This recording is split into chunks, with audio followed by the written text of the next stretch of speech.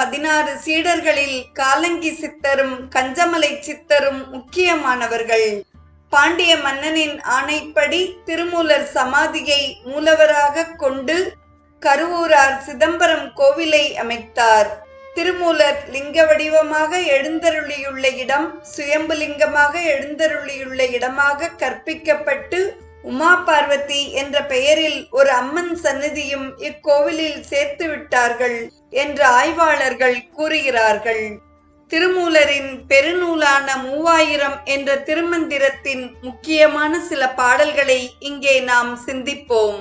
சிவசிவ என்கிலர் தீவினையாளர், சிவசிவ என்றிட தீவினை மாளும், சிவசிவ என்றிட தேவரும் ஆவர், சிவசிவ என்ன சிவகதிதானே.